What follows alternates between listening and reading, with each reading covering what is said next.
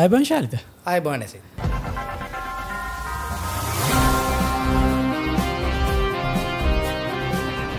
හරි අපේ global lens podcast series එක මේ පටන් ගන්න ඊළඟ එපිසෝඩ් එක සෑහෙන කාලෙකින් නේ මම හිතනවා මාස ගණනාවකට පස්සේ. මොකද ලෝකෙද්දටත් ගියාද ඒක තමයි අපි දැන් මේ දවස්වල යුද්ධත් වැඩි වුණානේ. අනික තමයි තව ගැටලුවක් දැන් මේ යුද්ධත් ඉවර වෙන පාටකුත් නැහැ සහ ඒක මේ කොයි විදිහට යන්නේ කියලා අපිටත් තේරුම් ගන්න ටිකක් අමාරුයි. මම හිතා යුද්ධ කරන අයත් දැන් කන්ෆියුස් වෙලා ඉන්නේ. ඉතින් ඒ නිසා පොඩි කාලයක් ගත්තා. ලෝක යුද්ධයක් වුණත් ඉතින් මෙච්චර තමයි නේ ඉවර වෙනකොට තමයි කතා කරන්නේ. ඊට පස්සේ කතා කරන්නේ. හරි ඉතින් අපි බලමු මේ යුද්ධ ගැන කතා කරපු නිසා මුලින්ම අපි අර මේ දැන් ලෝක යුද්ධයක් ගැන කතා කරලා මේ ලෝක යුද්ධයේ සැමරුමක් තිබ්බ නේද මේ ජපානයේ මේ නාගසාකි වලට දාපු බෝම්බේ දෙවෙනි ලෝක යුද්ධය. ඔව් දැන් හරියටම අවුරුදු 81ට කලින් තමයි හිරෝෂිමා වලට ඒ වගේම නාගසාකි වලට මම හිතන්නේ කියන්නේ දින දෙකක් පරතරයක් තුල තමයි මේ හිරෝෂිමා සහ නාගසාකි කියන නගර වලට ප්‍රහාර එල්ල වුණේ.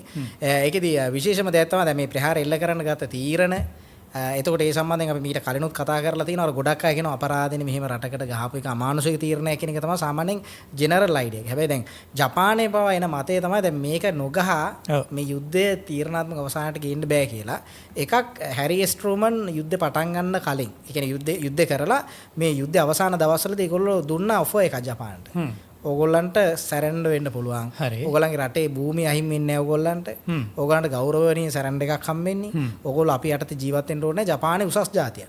අපිත් එක්ක මේ විදිහට වැඩ කරගෙන යන් ප්‍රශ්නයක් නැහැ කියලා කියද්දි ජපානය දිගටම යුද්ධ කරා. ඔය චීනේ කරපු අමානුෂික ඝාතන ටික කන්ටිනියු කරා. කොරියා කරපු අමානුෂික වැඩ කන්ටිනියු කරා.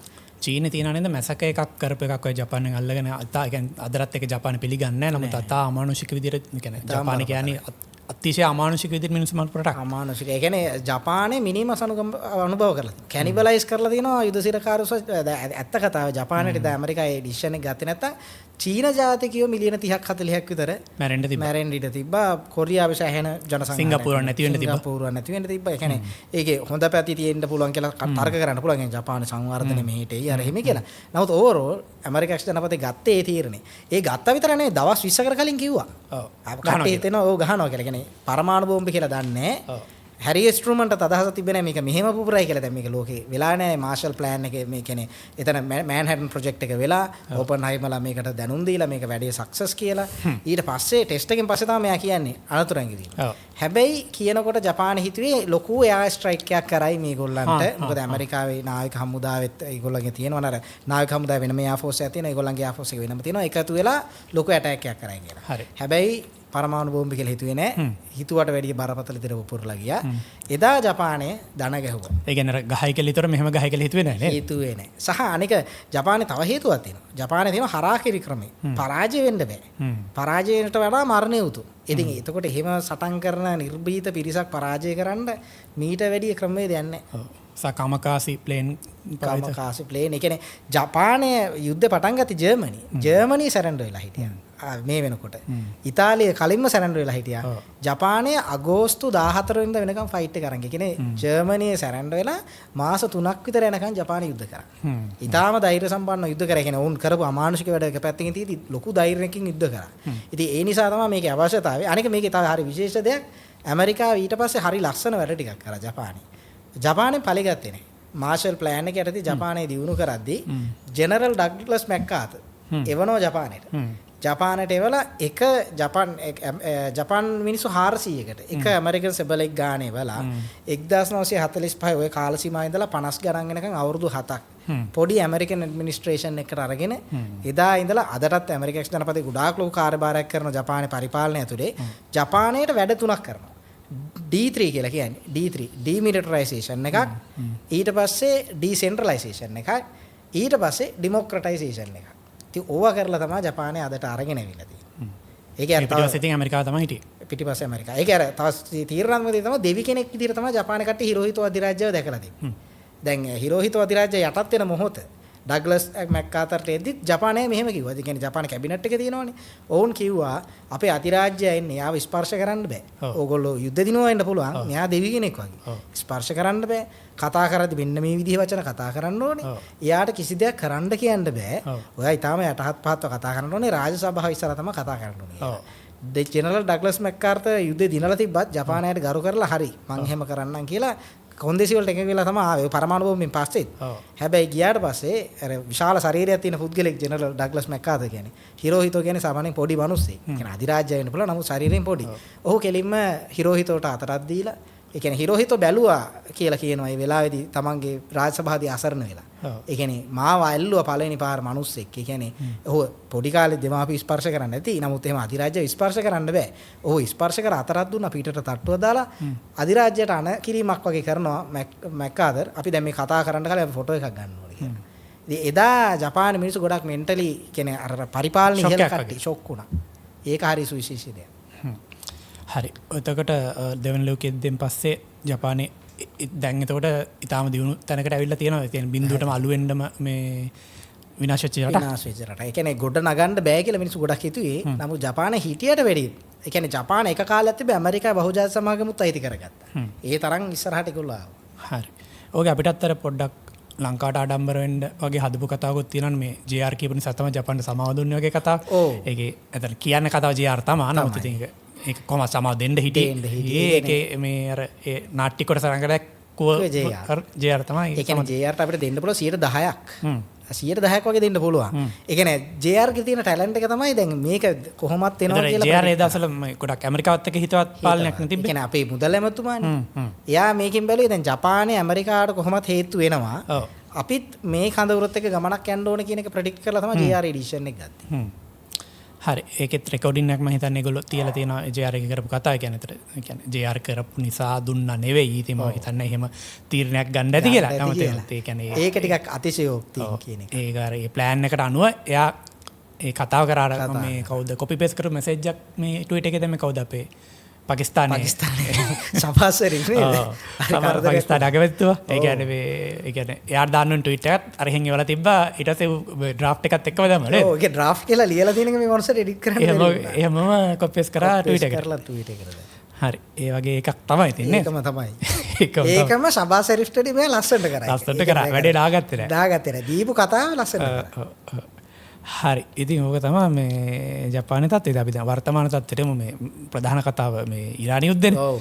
ඒක ගැන කතා කරලිම අපි මේ සෑහෙන කාලෙකින් නිසා ඉරාන යුද්ධේ මොකද්ද වෙන්නේ? දැන් මේ පටන් ගත්ත සීස්ෆයර් එකක් ගියා. JD Vance ගිවිසම මේ සයින් කරා. ඊට පස්සේ දැන් මේ ආපහු ඒක යුද්ධයකට ගියා. ඊට පස්සේ ආයෙ දැන් නවත්තලා තියෙනවා. මොකද්ද මේ වෙන්නේ? ඒ කියන්නේ මිඩ් ටර්ම්ස් නිසාද, ඡන්දේ නිසාද මොකද්ද? එකක් මෙහෙමයි. දැන් ඔතන දැන් අපිට ප්‍රතිවාදී පාර්ශ්වය කියන්නේ දැන් ඉරානයේ ලොකු බලයක් තියෙනවා. ඒගොල්ලන්ගේ අර හොයාගත්තේ නැති ආයුධ වගේක් තියෙනවා. රට්ටි ගහපු මිසයිල තියෙනවා.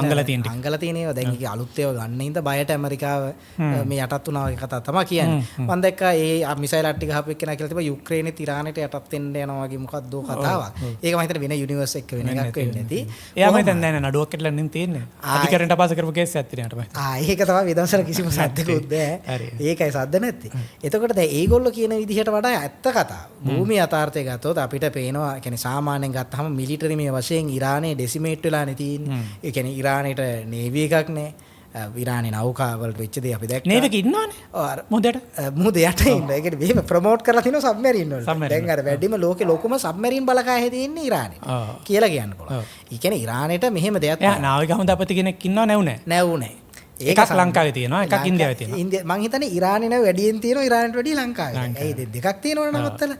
ඒ හින්දා. ඒතර ඉරානේ එහෙම තත්ත්වයක තියෙන්නේ. හැබැයි මෙහෙම දෙයක් තියෙනවා. කියන්නේ ඉරානයට ඉරෙස්පොන්සිබල් ඇක්ට් එකක් ඉන්නේ. තමන්ගේ කියන්නේ සිංගප්පූරුව තමන්ට ප්‍රශ්නයක් වුණා කියලා ඒගොල්ලන්ගේ සමුද්‍ර සංධිය වහන්න යන්නේ නැහැ. තුර්කිය ඒගොල්ලන්ගේ බොස්පොරස් හරි ස්ට්‍රේට් එක වහන්න යන්නේ නැහැ. ඒගොල්ලන්ට තියෙනවා ස්ට්‍රේට් එකක් හොමුස් එකට. ඉස්සරහට කියන්නත් බෑ. ඉස්සරහට කියන්න බෑ. ඒගොල්ලෝ වෙන්නත් පුළුවන්. දැනට නැහැ. අපි වුණත් ඉන්දියාව වුණත් ඒතර ඇමරිකාව වුණත් බලේ තියෙනවා කියලා තමන්ට තියෙන මුහුදු සීමාවේ ඔහොම තියෙන ස්ට්‍රේට් එකක් කවුරු හරි මට ගැහුවා කියලා මම ගිහලා අල්ලපු ගෙදර මිනිස්සුන්ට තඩි බාන්න යන්නේ නෑනේ. සිහි කල්පනාවක් තියෙන හින්දා අපි කරන්න යන්නේ එක්ක අපිට ගහන්න පුළුවන් එක්කෙනාට ගහනවා ගහන්න බැරි නම් නිකන් එනවා. හැබැයි ඉරානේ දන්නවා ඉරානේට ඊශ්‍රායලයට හරි ඇමරිකා එක්සත් ජනපදයට හරි ඔය වගේ රෙස්පොන්ස් එකක් දෙන්න බෑ. ඉතින් කරන්න පුළුවන් හොඳම දේ හතර වටේට ගහනවා. හතර වටේට ගහනවා. ඊළඟට තියෙන නැව් වලට ගහලා වර්ල්ඩ් ඉකොනොමික් ප්‍රෙෂර් එකක් හදලා බ්ලැක්මේල් කරනවා මිනිස්සු. ඉරානේ බලාපොරොත්තු වෙනවා මේ වර්ල්ඩ් ඉකොනොමික් ප්‍රෙෂර් එකෙන් ඇමරිකාවේ උද්දමනයක් ඇති වෙලා යුරෝපේ එහෙම එකක් වෙලා ආසියාවේ වෙලා ලෝකේ ප්‍රෙෂර් එකක් ඇමරිකාවට දෙයි අපි වෙනුවෙන්. අර ඒගොල්ලන්ගේ ඒතර ඉමාම් වරයා ගෙන්න ගන්න පුළුවන් ඒ වගේ අදහසක් ඇත්තේ නේද? පැහැදිලිවම. ඒ කියන්නේ ඒගොල්ලෝ බලන්නේ මේ කියෝස් එක. ඒකෙන් පස්සේ ඉමාම් නැගිටි කියලා හිතන මිනිස්සුන්ගෙන් අපිට බලාපොරොත්තු වෙන්න බෑ බුද්ධිමත් ක්‍රියාමාර්ග. ඉතින් ඒ නිසා තමයි අපිට මේනේ ඉරානය යටත් වෙන්නේ නැතුව ෆයිට් කරනවා කියලා. එහෙම එකක් නෙවෙයි තියෙන්නේ. ඉරාන එකක් ඉරෙස්පොන්සිබල් ඇක්ට් එකක්. අනික එක තමයි රෙජිමේ භාගයක් විතර ඉමාම් කෙනෙක් නැගිටලා ඒගොල්ලෝව යුනයිට් කරයි කියලා බලාපොරොත්තු සුරංගනා කතා. ඒතර ඒ ප්‍රශ්නෙත් එක්ක අපිට ෆයිට් කරන්න අමාරුයි. ඒක ඇත්ත. හැබැයි ඕවරෝල් ඇමරිකා මිලිටරි මේ වශයෙන් ඒගොල්ලෝ ඩෙසිමේට් කරා. හැබැයි දැන් ඩොනාල්ඩ් ට්‍රම්ප් ගිහිලා තියෙන මාවත වෙනයි. ඒ කියන්නේ එක ඇමරිකාට පාඩුද වැඩි? නෑ ලොකු වියදමක් කියන්නේ යුද්ධෙට ලොකු වියදමක් ගියා. අපිට බැලු බැලමට පේනවා එකක් අන්නකට කියන්නේ ගොඩක් ඉන්දියන් මීඩියා හැම හදාද පේනවා දවසට වියදම් මෙච්චරයි. ඒතර මේකෙන් මාසෙට වියදම් මෙච්චරයි. ඒතර මේකෙන් කෑම ළම ඉස්කෝල ළමයින්ට කෑම වල මෙච්චර දෙන්න පුළුවන්. ඒතර ඉස්කෝල මෙච්චර හදන්න පුළුවන්. හොස්පිටල් මෙච්චර හදන්න පුළුවන් ගාලා ඒක අර නම්බර්ස් විදියට බෙදලා එහෙම ලස්සන පෙන්නනවා. ඕ කියන්නේ දකුණු අප්‍රිකාවේ ළමයින්ට කන්න දෙන්න පුළුවන් වගේනේ කියන්නේ. ඇත්ත කතා මේකයි. යුද්ධයක් කරද්දී වියදම් වෙනවානේ. ඇමරිකාවේ වෙපන්ස් ගත්තොත් එහෙම හයි ග්‍රේඩ් ගොඩක් වියදම්. ඒ කියන්නේ දැන් ATACMS මිසයිල් එකක් ඇමරිකාවේ යවනවා වගේ කොස්ට් එක වගේ මිසයිල් 30ක් විතර උතුරු කොරියාවට හදන්න පුළුවන්. ඒක හරි. මොකද උතුරු කොරියාවේ ලේබර් රයිට්ස් නැහැ. උතුරු කොරියාවේ ඉතින් එහෙම ගෙවීමක්වත් නැහැනේ. කණ්ඩ දීලා වැඩ ගන්න පුළුවන් රටවලුත් ලෝකේ තියෙනවා. එතකොට කොස්ට් එක දෙකක්. හැබැයි ඇමරිකා ජනපදයේ වියදම් කර සමානව. ඒ කියන්නේ යුද්ධෙන් හම්බ කරා කියලා මම කියන්නේ නැත් නෙමෙයි කියනවත් නෙමෙයි. ඇමරිකාව බෙනිෆිට් ගන්නවා. එකක් තමයි මේ ඉරානයේ ඇමරිකා වෙපන්ස් වලට සහ ඊශ්‍රායල් වෙපන්ස් වලට ටෙස්ටිං ග්‍රවුන්ඩ් එකක් වුණා. ඊටාම සාර්ථකව ටෙස්ටිං ග්‍රවුන්ඩ් එකක් වුණා. ඒක. ඊළඟ තමයි ඇමරිකා එක්ස් ජනපදයේ ඔයිල් මාකට් එක මැනිපියුලේට් කරා. ඒක විශාල දෙයක්. මොකද ඇමරිකාව මේ යුද්ධය ඒගොල්ලෝ හෝමුස් එක වහපු වෙලාවේ ඉරානයේ ඉතිහාසයේ පෙර නොවුරු විදිහට ඇමරිකාව තෙල් විකුණුවා. ඒක වෙලාවක ඇමරිකාව, ඒ කියන්නේ ඇමරිකාව දැන් ලෝකෙ ලොකුම තෙල් නිෂ්පාදකයා. රුසියාව, සෞදි අරාබිය දෙකම එකතු වෙලා නිෂ්පාදනය කරනවට වැඩි තෙල් ප්‍රමාණයක් ඇමරිකාව තනි රටක් විතර නිෂ්පාදනය කරනවා. සහ ඔවුන් මේ පාර වැඩියෙන්ම තෙල් ආලෙවි කරා. ඉතිහාසයේ ඇමරිකාව මීට කලින් එච්චර තෙල් විකුණලා නැහැ. ලෝක යුද්ධයේදීවත් ඇමරිකාව එච්චර සෝල් ඔයිල් සප්ලයි කෙනෙක් වුණේ නැහැ. ඔවුන් මේ පාර සෑහෙන තෙල් ප්‍රමාණයක් විකුණුවා. සාදා වෙනිසුලාවක් තියෙනවා. දැන් වෙනිසුලා තියෙන දැන් ඒකත් ඇමරිකාවේ ප්‍රාන්තයක් වගේ කියන එකට මිනිස්සු ඉනා වුණාට ඇත්තටම තාර්කිකව ගත්තොත් අද එතනට ගිහින් තියෙන වෙනිසුලාව මේ දෙක එකතු කරලා ඇමරිකා ඔයිල් මාකට් එක මැනිපුලේට් කරා. ඒගොල්ලෝ යුද්ධය කරන වෙලාවේ තෙල් මිල ඉහළ යනකොට අර හෝමුස් එක වැහෙනකොට යුරෝපයට ඔයිල් විකුණුවා. ඒකෙන් ලොකු අධික ලාභයක් ලැබුවා ඇමරිකා ජනපදේ. ඊට පස්සේ තෙල් මිල පහත් බහිනවනේ. තෙල් මිල පහත් බහින හැම අවස්ථාවකදී මෙයා මොකද කරන්නේ? ඔයිල් මාකට් එක නැවත ස්ටොක් කරගන්නවා. ඒ කියන්නේ තෙල් මිල අඩු වෙනකොට ඒකෙන් ගන්න වාසිත් ගන්නවා. මිල ඉහළ යනකොට ඒ වාසිත් ගන්නවා. ඉතින් ඒකෙන් ඇමරිකා ජනපදයේ සෑහෙන සාර්ථක වැඩපිළිවෙලක් කරගත්තා. ඒ කියන්නේ බිස්නස් එකක් තමයි කරලා තියෙන බහදුර. පැහැදිලිවම බිස්නස්. ඒ කියන්නේ අපි දකින එන්ඩ් ගෝල් එක සහ ට්‍රම්ප් මේකෙන් දකින එන්ඩ් ගෝල් එක දෙකක් වෙන්නත් පුළුවන් නේ. පැහැදිලිවම. ඒක වෙන්න පුළුවන් කියන ඇත්තටම 100% කන්ෆර්ම්. ඔව්. ඩොනාල්ඩ් ට්‍රම්ප්ට මේක ගහලා ඉවර කරන්න උමනාවකුත් නැත් වගේ නැත්නම් බෑද? ඇත්ත කතාව මේකයි. ඇමරිකා ජනපදයේ ඉවර කරපු යුද්ධ තියෙනවා. ඔව්. ජපාන යුද්ධ ගැන අපි ටිකට කලින් කතා කරා. ඇමරිකාව කොහොමද ඒ යුද්ධ අවසන් කරේ කියලා. ජපාන කියන්නේ මීට වඩා ප්‍රබල තැනකට ප්‍රබල තැනක්. ඒ කියන්නේ ලෝකේ ඒ දවස්වල බලවත්තු 6 දෙනා හිටියේ. ඒකේ ඉහළම බලවතෙක්. ඉතාලියට වැඩිය පවර්ෆුල් යුද්ධ අන්තිම කාලේ වෙනකොට ලොකු මේකක්. එතකොට ඉරාකෙදී දවස් 21කින් සදාම් හුසේන්ව දන ගැස්සුවා. කණෙන් ඇදගෙන ආවා. ඒ කියන්නේ ලෝකේ හතරවෙනි ලොකුම හමුදා තිබ්බ ඉරාකෙට. කණෙන් ඇදගෙන තමයි සදාම් හුසේන්ව අරන් ආවේ. ඉතින් ඇමරිකාට යුද්ධයක් අවසන් කරනවා කියන එක කරන්න පුළුවන්. හැබැයි මේ කන්ටෙක්ස්ට් එකේදී ඩොනල්ඩ් ට්‍රම්ප් බලන්නේ අර ජෝර්ජ් බුෂ් ඉවර කරා වගේ හුදු යුද්ධයක් ඉවර කරලා මෙතන ඇමරිකාට මෙහෙම ප්‍රශ්නයක් තියෙනවා. ඉරාක යුද්ධයේදී ඇමරිකාව ඉගෙන ගත්ත දේ තමයි යුද්ධ දිනන්න පුළුවන්. යුද්ධේ දිනුවට වැඩක් නැහැ. එතන ඉන්න ලොකු වැකුම් එකක් නිර්මාණය වුණාම. විශේෂයෙන්ම මැද පෙරදිග කලාපයේ රටවල තියෙන ප්‍රශ්නේ තමයි වැකුම් එකක් නිර්මාණය වෙච්ච ගමන් ඒකේ සෙපරටිස්ලා හැදෙනවා. ඒකේ එක්ස්ට්‍රීමිස්ට් පොඩි කල්ලි. දැන් ඉරාකේ යුද්ධය දැන් තමයි පොඩ්ඩක් ස්ටේබලයිස් වෙලා තියෙන්නේ. ඉතින් ඕක ට්‍රම්ප් ඉගෙන ගත්තා. එතකොට ඇමරිකාවේ මිඩ් ටර්ම් වලට බලපාන ප්‍රශ්නයක්. ඇමරිකා ප්‍රෙසිඩෙන්ෂල් ඉලෙක්ෂන් වලට බලපාන ප්‍රශ්නයක් තමයි දිග යුද්ධ. ඉතින් ඩොනල්ඩ් ට්‍රම්ප් බලන්නේ මේක ක්‍රමානුකූලව අවසන් කරන යුද්ධයක් බවට පත් කරන්නේ. එහෙම නැතුව ඔක්කොම ඉරාන් රෙජිමේ නායකයෝ ටික මරලා ඉරානයේ ආමික සම්පූර්ණයෙන්ම ඝාතනය කරලා දානවා කියන එක කරන්න බැරි දෙයක් නෙමෙයි. ඇමරිකාව ඒක ලෝකේ ගොඩාක් රටවලට කරලා තියෙනවා. හැබැයි මේ කලාපේ තියෙන එක්ස්ට්‍රීමිසම් එක හින්දා ඇමරිකාට අභියෝගයක් තියෙනවා මේක බැලන්ස් කරන ගමන් හරියට ස්මූත් ට්‍රාන්සිෂන් එකකට යන්න. වෙනිසුලායේදී ඒගොල්ලෝ ඒක සාර්ථකව කරගෙන යනවා. ඒක අනිවාර්යෙන් නොබෝ කාලෙකදීම ඉරානයේ වෙන ඔය කට්ටිය කිව්වට ඉරාන රෙජිමේ චේන්ජ් වෙලා කියලා ට්‍රම්ප් කියනකොට මිනිස්සු hina වෙනවනේ. ඉරාන රෙජිමේ පළවෙනි ලේයර් එක අයින් කරලා තමයි තියෙන්නේ. දෙවෙනි ලේයර් එක අයින් කරලා තමයි තියෙන්නේ. මේ තුන්වෙනි ලේයර් එකත් එක්ක ඒගොල්ලෝ ඩීල් කරන්නේ. ඒගොල්ලන්ට පුළුවන් මේ ලේයර් චේන්ජ් කරලා Tamanට කම්ෆර්ටබල් වෙන සෝන් එකක් තුරට මේක අරගෙන එන්න ඉරානෙට. ඒක අනිවාර්යෙන් වෙනවා. ඒ කියන්නේ අපිට ඔය අබ්බාස් ආරංචිගේ කතාව වලින් ඉරානෙ මනින්න බෑ. මොකද ඉරානේ ආරක්ෂක හමුදා IRGC එකම මේ ළඟදී අබ්බාස් ආරංචිට ට්විට් එකක් දැම්මම කිව්වා එයා මෝඩෙක් කියලා. ඒතකොට හිතන්නකෝ රට ඇතුලේ තියෙන ඩිවිෂන් එක විදේශ ඇමතිවරයාට IRGC එකකින් කියනවා මෝඩෙක් කියලා. ජනාධිපති එකක් කියනවා ගලිබාෆ් තව එකක් කියනවා. ඉතින් ඒ නිසා අපිට පේනවා එතන ඇතුලේ අර්බුදය. ඒක එයා අවශ්‍ය වෙලාවට කියන්නේ බිස්නස් කාර්යනේ ට්‍රම්ප් කියන්නේ. එයා අවශ්‍ය විදිහට එක්ස්ප්ලොයිට් කරයි. කවද්ද ඇත්තටම දැන් ඉරානේ පාලනය කරන්නේ එතකොට?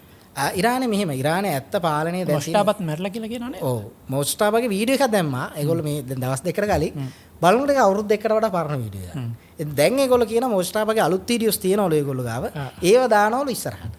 ඒ කියන්නේ දැන් දාන්නැල්ලු පස්සේ දානවලු. ඒ කියන්නේ ඉන්නවා කියලා තමයි වුන් කියන්නේ. ගොඩක්ම තියෙන රිලයබල්ම ස්ටෝර්ස් එකේදී කියන්නේ මෙයා 28 වෙනිදා ගොඩාක් ඉන්ජර්ඩ් වුණා. එයාගේ මූණ අඳුරගන්න බැරි විදිහට මෙයා ඉන්ජර්ඩ් වුණා. ඒ කියන්නේ තාත්තා මැරිච්ච දවසේ. මැරිච්ච දවසේ. එයාගේ කකුල නැති වුණා වේදාම. ඉතින් මේ දේවල් හින්දා මොස්ටපාට එළියට එන්න බැරුව ඉන්නවා කියලා තමයි ප්‍රධාන මතය. ඕක බෙන්ජමින් නෙතන්යාහු පැහැදිලිව කිව්වා. මෙයා මැරිලා නැහැ. මෙයා මෙහෙම කන්ඩිෂන් එකක තමයි ඉන්නේ කියලා. හැබැයි මේ අර මැරිච්ච කට්ටිය ගහපු නාමපූර්වක පොරගේ පොට එකක් ගහලා මොකක් හරි වරද්දගත්තා නේද? වරද්දගත්තා. එතන ඒගොල්ලෝ මැරිච්ච එතන ජීවමානව ඉන්නේ මෙයා විතරයි. ඒ කියන්නේ ජීවතුන් අතර ඉන්නවා කියලා ක්ලේම් කරනවා. ඒක ඔක්කොම මැරිලා. එතන තියෙන්නේ අපි වෙනුවෙන් දීවපිදුව කට්ටිය කියලා. එතන පොඩි ගැටලුවකුත් තියෙනවා. ඒ කියන්නේ මේ පුද්ගලයා බොහෝ දුරට ඒ කියන්නේ සමහර කට්ටිය කියන මේ යුද්ධෙන් කාලයක් යනකම් ඔහු ඉන්න ඇති. නමුත් තුවාල වලින් ඔහු මිය යන්නේ නැති කියලා. මොකද ඉරානේ මේ ගලිබාෆ්ලා අබ්බාස් ආරංචි ජනාධිපති කවුරුත් මොස්ටපා හම්බෙලා නැහැ. ඒගොල්ලොම කියලා තියෙන ඒගොල්ලෝ මොස්ටපා දැකලා නැහැ තාම. එකපාරක් හැබැයි ජනාධිපති ගිහිල්ලා හම්බුණා නේද මොස්ටපත් කතා කරන්න හම්බුණා කියලා කිව්වේ ඒක බොරුවක්ද? ඒක ජනාධිපතිරේද මේ මෑතකදී ඒගොල්ලෝ එයා කරා ඉන්ටර්විව් එකක්. ඒකදී ඔහු කිව්වා ඔහු මොස්ටපා හම්බුන්නේ නැහැ. සම්බන්ධතාවය තියෙනවලු දෙන්න අතර හොඳ. මොකද ඔවුන් කතා කරාලු. ඒ කියන්නේ මූණට මූණ හම්බුන්නේ නැහැ. නමුත් ක්‍රමවේදයක් එක්ක ඔවුන් කතා කරා. මම හිතන්නේ එක්ක බිත්තියා පැත්තේ අර ඉඳලා මෙයා මෙහෙ පැත්තේ ඉඳලා කතා කරා දන්නේ නැහැ. මොකක් හරි විදිහකට සංවේදනය කරා කියනවා. නමුත් ඔහු කියනවා මුණ ගැසුන්නේ නැහැ කියලා කියන්නේ. ටෙලිපති වෙන්නත් ටෙලිපති කියලා වේට දැරිගොල්ලෝ ලොකු තාක්ෂණිකුත් තියෙනවා ඉරානේට. එතකොට මේ අර සහ මේ මොස්ටාබා එවනවා කියලා එවන ලියුම් වල සහ ගලිබාෆ් එවන ලියුම් වල යම් සමානකමක් තියෙනවා කියලා තවාගෙන තිබෙන සොෆ්ට්වෙයාර් එකේ සමානකම. සොෆ්ට්වෙයාර් එක. ඒ කියන්නේ මේ දෙක ජෙනරේට් කරනවා. මොකද ඕක කරා මේගොල්ලෝ. ලරිජානි මැරුණා. ඊශ්‍රායලයේ ඇටැක් එකකින් ලරිජානි මැරිලා දවසකට විතර පස්සේ ලරිජානි ලියුමක් දානවා. බලනකොට AI ජෙනරේටඩ් කරලා තමයි ලියුම හදලා තිබ්බේ. ඒකෙන් ටික දවසකට පස්සේ කිව්වා ලරිජානි මැරිලා කියලා. ඉතින් ඒ ඔක්කොම සයින්ස් අපිට පෙන්වන්නේ එකක් මෙයා තීරණ ගන්න පුළුවන් පොසිෂන් එකක නෙමෙයි මොස්ටපා ඉන්නේ නැත්තම් මැරිලා. මොස්ටපා මැරුණා කියලා හංග කිව්වොත් ඒතර තවදුරටත් කඩාවැටීමක් වෙන්න පුළුවන් ඇතුලෙන්. පැහැදිලි. මේ කියන්නේ මෙහෙම එකක් තියෙනවා. අයතුල්ලලා ඕන තරම් ඉන්නවා. ඒ කියන්නේ මොස්ටපා මැරුණොත් තව අයතුල්ලලා මං හිතන්නේ දැන් අයතුල්ලලා 80ක් විතර හිටියා මේ යුද්ධේ පටන් ගන්න කලින්. දැන් නම් මං හිතන්නේ 20ක් 30ක් වගේ පොඩි ප්‍රමාණයක් අයතුල්ලලා ගොඩක් නැති වුණානේ. ඒ කියන්නේ මේක මේ නිකායේ ඉන්න ඉහළම කට්ටියනේ. එතකොට තව අයතුල්ලලා 20ක් විතර ඉන්නවා මේ වැඩේ කරගෙන යන්න. නමුත් මේ රෙජීම් එක අර යන්නේ මේ අයතුල්ලා කුමේනිගේ බ්ලඩ් ලයින් නමින්. ඒ කියන්නේ දැන් මේ අයතුල්ලා කුමේනි හැදුවනේ ලොකු මේකක්. ඒක රිප්ලේස් කරන්න ඒ කියන්නේ රොහෙල්ලා කුමේනිව රිප්ලේස් කරන්න අයතුල්ලා කුමේනිට ගියා අවුරුදු 15ක් විතර. රොහෙල්ලා කුමේනිකට තමයි මිනිස්සු කතා කරේ. ඒතර අයතුල්ලා කුමේනිව මෙයාට පුතා නිසා පොඩ්ඩක් රිප්ලේස් කරගන්න පුළුවන්. නමුත් සම්පූර්ණ අලුත් කැරක්ටර් එකකට මේක අරගෙන කලින් වගේ කරන්න බෑ. ඒක මොකද උතන තියොලොජිකල් ඩිෆරන්ස් තියෙනවා. උතන තව ભેදයක් තියෙනවා මිනිස්සු වැඩි අවධානය යොමු කරන්නේ නැති. ඉන්දියන් සම්භවයේ තියෙන ඉරාක සම්භවයේ තියෙන අයතුල්ලාලා ඉන්න උතන. එතකොට ඉරාකෙන් ආපු අයතුල්ලා කෙනෙක් මේ ඉරානය පාලනය කරන එක රටේ මිනිස්සු කොච්චර දුරට සාධාරණීකරණය කරයිද ඉරානෙන් ඔරිජිනේට් වෙච්ච අයතුල්ලාලා කොච්චර දුරට සාධාරණීකරණය කරයිද මොකද මේ ෂියා කියන නිකාය ඉරාකයේ තියෙනවා මේ ඉරාක් අය තමයි වැඩි අයතුල්ලාලා කොටසකට කන්ට්‍රිබියුට් කරලා තියෙන්නේ එතකොට ඒගොල්ලෝ මේක රූල් කරොත් එතන ප්‍රශ්නේ ඔව් එතකොට එකොනොමික් තියරි 2 එක පටන් ගන්නවා කියලා තියෙන එක තාම නැද්ද මොකද්ද සහ මේ දැන් නේවල් බ්ලොකේඩ් එක තාම ක්‍රියාත්මකද ඒකේ තත්ත්වය මොකද ඉස්සරහට මොකක්ද වෙන්න පුළුවන් මේකේ ඔව් නේවල් බ්ලොකේඩ් එක අඛණ්ඩව ක්‍රියාත්මකයි දැන් මේ වෙනකොට පොඩි කාලයකට අයින් කරා පොඩි අර තිබ්බ මෙමොරන්ඩම් ඔෆ් අන්ඩර්ස්ටෑන්ඩින් කියලා චූටි වෙලාකට අයින් කරා ඒකෙදි මේගොල්ලෝ හොඳට හම්බ කරගත්තා ඉරානේ පොඩි හැබැයි ඒකෙදිත් පිට වෙච්ච නැව් ටික ආපහු සීස් කරලා හරි මොකක් හරි කරන්නේ ඒ කියන්නේ ඒ සම්පූර්ණ ගනුදෙනු කරලා අවසන් නැති නැව් තියෙනවනේ ඒක ඉකොනොමික් තියරි එක අර පටන් ගත්තාම දෙවෙනි වර ඒ වයිරස් සීස් කරා ඒකේ ඔයිල් ඇමරිකාක්ස් දෙනපදේ තමන් සතු කරගත්තා ඒතකොට ඒගොල්ලෝ ඒ ඉකොනොමික් තියරි එක අති සාර්ථකයි කියන්නේ ගොඩක් කට්ටිය ඩොනල්ඩ් ට්‍රම්ප්ට hina වුණා බ්ලොක් කරපු එකක් කොහොමද බ්ලොක් කරන්නේ. ඒ කියන්නේ ඉරානය බ්ලොක් කරපු එක ඕගොල්ලෝ කොහොමද බ්ලොක් කරේ කියලා. හැබැයි ඇමරිකාව මේ යුද්ධේ පුරාම ගත්ත හරිම ඩිසිෂන් එක මම කියන්නේ බ්ලොක් කරපු එක. හෝමුස් එක මොකද ඒගොල්ලෝ ඉරානය කරපු දේ අතන කරලා අනිත් නැව් වලට පාත් එකක් හැදුවා. ඒගොල්ලන්ට යන්න පුළුවන් ඉරාන වරාය වලට යන හෝ ඉරාන වරාය වලින් එනේවට විතරයි දැම්මේ. ඒකෙන් ඉරානට වෙච්ච පාඩුව ගැන ගලිබාෆ් කියනවා. අපිට දෛනික මෙච්චර ලොකු පාඩුවක් වුණා. අපි සමහර ඔයිල් ප්‍රොඩක්ෂන් නවත්තන්න උනා. මොකද තෙල් ගබඩා කරලා තියාගෙන ස්ටොක් නේ. ඔක්කොම උතුරලා. ඒතකොට මේක ගිනියන්න බෑ, මේක ෆන්ක්ෂන් වෙන්න ඕනේ. ඒකෙන් ඒගොල්ලෝ කොච්චර ලොකු පිටිනක හිටියද කියලා ගලි බාෆ් කියනවා. දැන් ආයෙත් එතන යන ගමන් ඉන්නේ. එතෙන්ට යන දැනට ඒක පටන් ගන්න. ඒ කියන්නේ දැනට නැවතත් ඒගොල්ලෝ බ්ලොක් කරනවා. දැනටත් මේ මෑතකදීත් ඇමරිකාව නැවකට පහර දීලා තිබ්බා. ඒ වගේ ගියපු එකට ඊට පස්සේ නැවත හරවලා තිබ්බා. නැව් දෙකක් අත්අඩංගුවට ගත්තා. එහෙම කරනවා.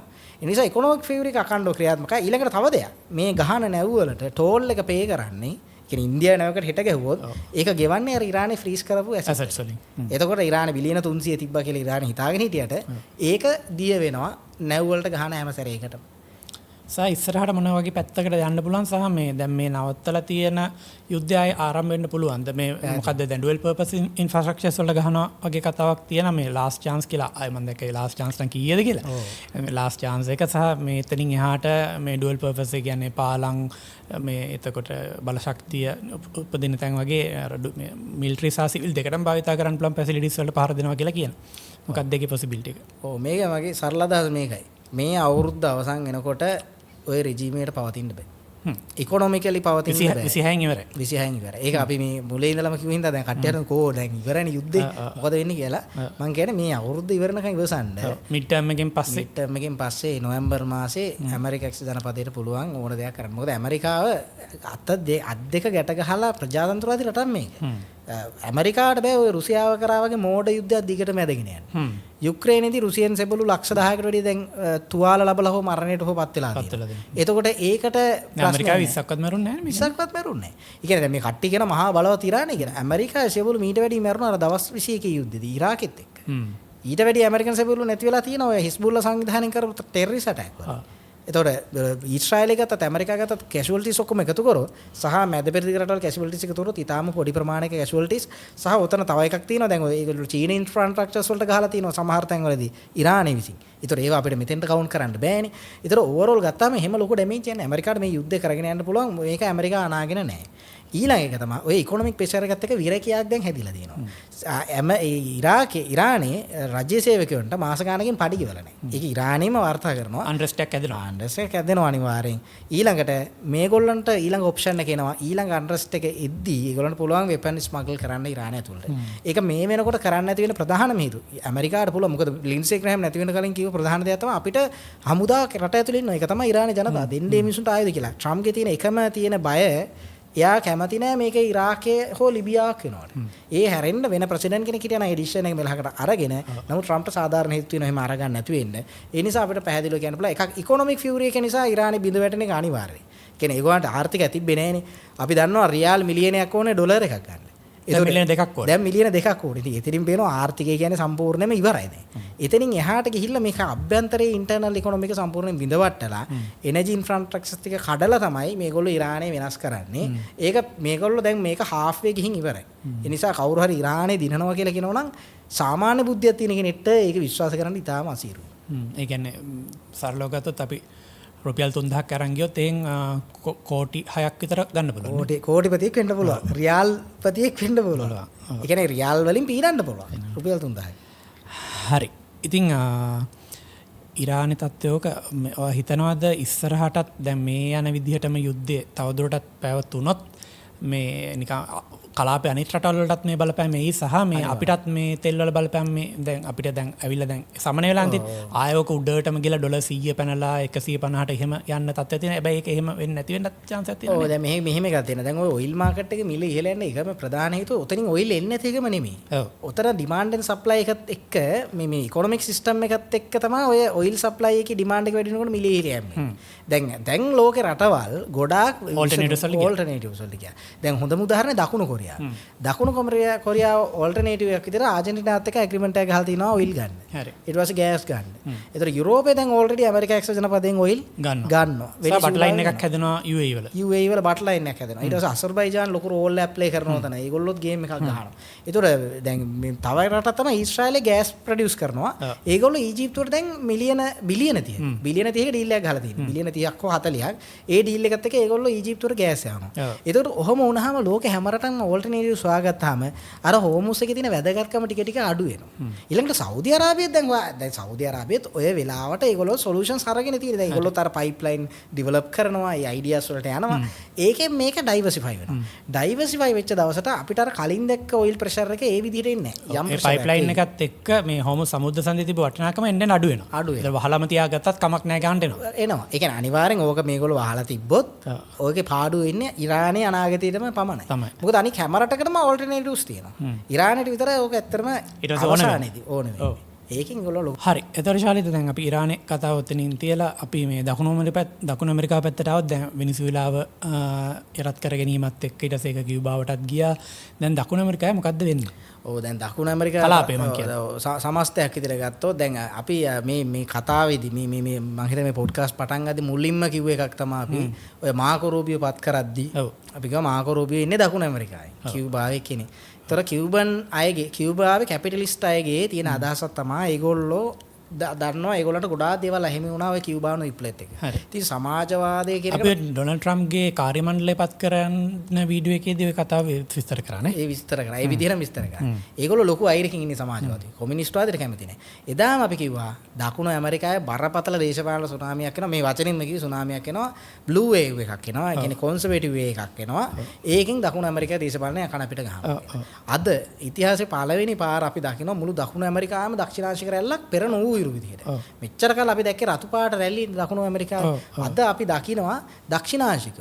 ඒක පටන් ගත්තේ හවියර් මිලේගෙන්. ඒතකොට හවියර් මිලේ ඉතාලම සාර්ථකව යාගේ අධීරය කරා. 2019 දී හැබැයි මේකට තව පළවෙනි පියවරක් තිබ්බේ කෙනා තමයි නයිබ් බුකේලේ.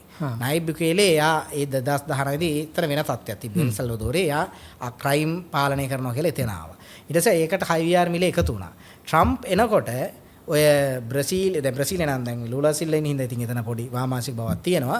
අනික් හැම එකම දැන් ගුස්ටාවෝ පෙට්‍රෝ තමයි කොලොම්බියා පාලනය කරේ. ඒ වගේ හැමතැනම තිබේ. දැන් චිලි ගත්තොත් බොරික් එයත් වාමාංශිකයි. හැමතැනම වාමාංශික හිටියේ. ඒගොල්ලෝ ටික ටික ගැලවිලා ගිහිල්ලා මේ වෙනකොට ඒවට දක්ෂිණාංශික රිප්ලේස් වෙමින් නිල් පාටලා තියෙන මේ පේන්නේ නේ. ඔව් දැන් 22 බලන්න තනි කර රතු කලාපය. හරිද? උතන 22 අතරම ගත්තොත් එහෙම අර මේ බොල්සනාරෝ කාලේ බ්‍රසීලයේ නිල් වෙලා තිබ්බේ. මොකද බොල්සනාරෝ කොන්සර්වේටිව්. අනික් කාලේ පස්සේ ටික ටික වෙනස් වුණා. ඊට පස්සේ මෙන්න ආපු ලීඩර්ස්ලා පිළිවෙලට අපි ගත්තොත් නයිබ් බුකේලේ ආවා. එයා දෙවෙනි පාර හොඳටම ඡන්දි දිනලා ඉලෙක්ට් වුණා. ඊට පස්සේ හවියර් මිලේ ගත්තොත් එයා 23 ආවා. ඒව කලින් ආපු තත්ත්වයන් එතන ඉඳලා ගත්තොත් පැනමාවල ඊට පස්සේ ඩොමිනිකන් රිපබ්ලික් චිලි වල හරි වැදගත්. මොකද චිලි වල බොරික් බලයටදී බොරික් කිව්වා දැන් මේ කියන්නේ ධනවාදේ පටන් ගත්තේ දකුණු ඇමරිකා චිලි වල ඒක මෙතනින්ම අවසන් කියලා. එහෙම කිව්වේ කී සමාජවාදී පාලනය අවසන් කරලා නැවතත් හොසේ ආවා. හොසේ ඇන්ටෝනියෝ එයා තාම දක්ෂ ව්‍යාපාරිකයෙක්. ඒ වගේම ඔහු ගොඩක් කොන්සර්වේටිව් කෙනෙක්. සෝෂලි කන්සර්වේටිව්. ඊට පස්සේ හොන්ඩුරාස් ගත්තොත් එතරම් වාමාංශික පාලනය තිබේ. ඒකත් වෙනස් වුණා. ඊට පස්සේ පීරු වල ගත්තොත් ඊටාම ටයිඩ් මැච් එකක් තිබේ. ඒ කියන්නේ 149 48 වගේ ගිහිල්ලා කොහොම හරි නැවත දක්ෂිණාංශික පාලන බලයට ආවා. කෙයිකෝ ගත්තොත් කෙයිකෝ කියන්නේ ඩොනල්ඩ් ට්‍රම්ප්ගේ මාගා කන්සෙප්ට් එක පීරු වලට ගේන්න හදන එහෙම උත්සාහයක ඉන්නේ. ඊට පස්සේ මේ ආපු අයගෙන් වඩාත්ම දක්ෂිණාංශික පුද්ගලයා 20 26 බලයටපත් වුණා. වඩාත්ම වාමාංශික ජනාධිපතිව පරද්දලා. ඒ කියන්නේ ගුස්ටාවෝ පෙට්‍රෝගේ නියෝජිතයා තමයි පරාජය කරේ. ගුස්ටාවෝ පෙට්‍රෝ කියන්නේ ඇමරිකාවට විරුද්ධව ලොකු හඬක් නගපු ඉතාලම බරපතල ගණේ වාමාංශික අදහස් දරන. ඒ වගේම එයා කාටර් සංවිධානය එක්ක සම්බන්ධතා තියෙන කෙනෙක්. ගුස්ටාවෝ පරද්දලා අබෙලාර්දෝ එස්පෙරිල්ලාව ඔහු ව්‍යාපාරිකයෙක්. ඔහු බිලියනපතියෙක්. ඇත්තට ඩොනල්ඩ් ට්‍රම්ප් වගේමයි. ඔහු ව්‍යාපාරිකයෙක්. වෙනස් විදිහකට තමයි ඔහුගේ කෙලිම කැම්පේන් එක ගියේ සම්පූර්ණයෙන් වෙනස් විදිහට. එයාගේ කැම්පේන් එකට කලින්ම කරන වැඩ ටික කිව්වා. කරලා අද වෙනකොට ඔහු දිවුරුම් දීලා තියෙන. ඔහු දිවුරුම් දෙන වෙලාවෙදිත් ඇත්තටම ඇමරිකා ජනපදයේ නිලධාරියෝ වගේ බටහිර රටවල නිලධාරියෝ ගිහිල්ලා ඊටාම සමීපයෙන් හිටියා. මොකද ගුස්ටාවෝ පෙට්‍රෝ ෂුවර් උනේ නැහැ. අන්තිම මොහොතේ ඔහු කිව්වා ඊශ්‍රායලයේ රටේ ඉලෙක්ෂන් සිස්ටම් එක හැක් කරලා තමයි ස්පෙරිල්ලෝට බරේ අරන් දුන්නේ. ඒකට බරපතල චෝදනාවක් කරා. ඉතින් කට්ටිය හිතුවා මෙයා ඉලෙක්ෂන් එක පොඩ්ඩක් එහෙම කරකවයි කියලා. නමුත් හොඳ වෙලාවට අර මදුරෝට ට්‍රීට්මන්ට් එකක් දුන්නනේ ඇමරිකාව. ඒක ගුස්තාවෝ පෙට්‍රෝ දැනන් හිටියා යම් හේකින් අබෙලාර්දෝ ඩොලාරිස් ප්‍රජාතන්ත්‍රවාදීතුමා පත් උනේ. ඔහුගේ මේක බ්ලොක් කරන්න ගුස්තාවෝ උත්සාහ කරා නම් අනිවාර්යෙන් එයාට මදුරෝට වෙච්ච එක අනික වෙනවා කියලා. ඒ නිසා ඔහු බැස ගියා. දැන් ඒතකොට පේනවා මේ කට්ටිය හැබැයි දක්ෂිණාංශික කිව්වට වෙනස්. හරිද? දැන් නයිබ් බුකේල ගත්තොත් එයා 100% දක්ෂිණාංශිකෙන් නෙමෙයි. එයාගේ මේන් ෆෝකස් එක ඉකොනොමි එකට වැඩිය රටේ තියෙන අපරාධ පාලනය කිරීම. ආර්ථිකය මැද ලොකුම හිරගෙදරක් එම හදලා ලොකු හිරගෙදරක් ඇතුව හදලා එයාට ඕනේ මේ ආර්ථිකය බැලන්ස් කරන්න ඕන ක්‍රමයකින්. ඒ කියන්නේ බලලා ඉටියෙන් හරි මැටියෙන් හරි මීවලනවා නම් එයාට ඇති. ඒක ධනවාදීද සමාජවාදීද කියන එක එයාට වැඩක් නැහැ. එතකොට මෙයා හවියාර් මිලේ ගත්තොත් එයා පූර්ණ දක්ෂිනාශිකේ.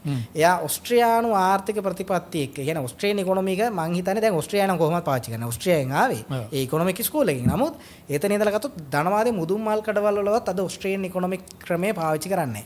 හැබැයි හවියාර් මිලේ පෙන්නුව ලෝකෙට ඕස්ට්‍රේලියානු ඉකොනොමික් සිස්ටම් එක වැඩ කරන්න පුළුවන්. අපිට කරන්න තියෙන්නේ නොකර ඉන්න මොනවා. ආර්ථිකයෙන් අයින් වෙන්න පුළුවන් තරම් ඉඩ දෙන්න කියලා. අද බලන්න වෙනිසුලාට පුළුවන් ආජන්ටිනාට පුළුවන් වුණා ඒගොල්ලෝ ගොඩක් ණයබරින් පීඩනයට පත් වෙලා හිටියා. ඒගොල්ලන්ගේ දලදේශීය නිෂ්පාදනයට වැඩිය ණයබර වැඩි.